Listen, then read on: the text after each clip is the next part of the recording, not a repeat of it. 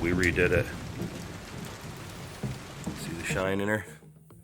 Down here, you can see it. It reflects really well. It's like a mirror. Believe me, when you wet it now, she's glass. It was before, but like I say, as soon as it got hot out, I had a little bit of this stuff going on here and there. It pissed me off so bad, I sanded it all out and redid it again. So it's flat during hot, and if it waves during cold, I really don't care. It's when I have it out during summer, you know what I mean? Every foot, it was, you know, I'm like, no way. After the videos I put out, it was perfect and everything. Unfortunately, that was during when it was cold a couple months back, so as soon as it got hot, the metal had changed. And that's the molecules of metal that happens. So you gotta make sure that before, I'm glad it didn't get painted yet, because then I couldn't have, you know, because it's pearl and all that.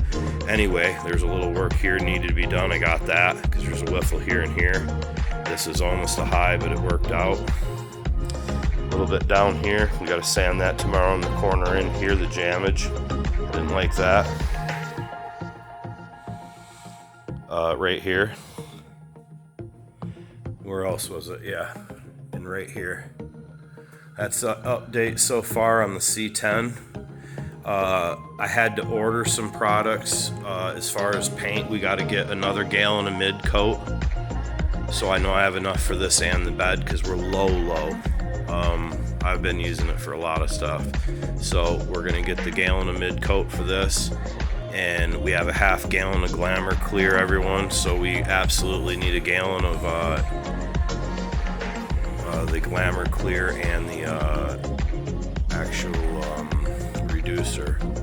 So what we're gonna do is we're gonna, while we're waiting, I'm gonna finish on 53 stuff and put some videos out of that. I hope you guys like that, and soon, once this cab's all painted, we're gonna break on this bed, and we're gonna be doing this corner, the other quarter panel, and we'll get the floor pans recorded and finished in, and then we're gonna spray underneath the hood area, and we're gonna spray inside, and we're gonna start to wire and motor it. That's where we will be at, and obviously do some body work on the quarters to make them look a little decent. I want to re-weld this seam higher so we use less build and make it more of a point. But that's where we're at, everybody. I appreciate everybody stopping by to check it out. I didn't want to leave anybody hanging, but I got to be honest with you. I've been working on this car, a little bit here and there tinker, but this truck mainly for a year, and the 53 on and off tinkering. And I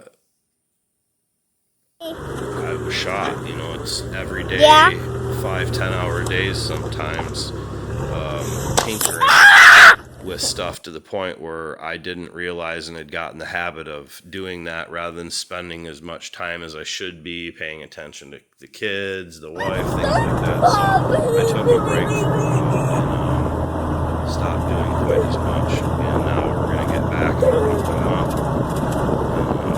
Start to do some more. If everybody needs a break, you do get burnout. I do this all the time, every day. I've been doing it since I've been, 14, 15 years old, repeatedly. So you can imagine, I'm burnt out a lot at 42 years old. You get to the point where you just don't want to wake up and do the shit no more, honestly. Not trying to, bash on it, but it's like this. You look at this body line and all that, you're like, wow, bad mother hooker right there. You look at that, it's like, yep, inspiration. Got to be working on it. 2810 5s, old school heavies, steelies, but that's what we're going with. This whole door right here, all these marks on that car, this was smashed with a backhoe and slid over in the field at some point. So I got that all out. I want to show that real quick. It was quite the feat. Look at it. I'm not kidding you. It was smashed in up to here. This was all smashed in up in here. All the way down to the bottom. Like a car had smashed it in, all the way to here. It was just smashed. Like, no way it's ever coming out. I was able to slowly work it from the inside and get it out, and then thump it, and the whole thing, believe it or not, was like wham, other than right here and in this body line, this body ridge. From here to here, you can see I worked the shit right out of it and up in the mirror area to get it all back out.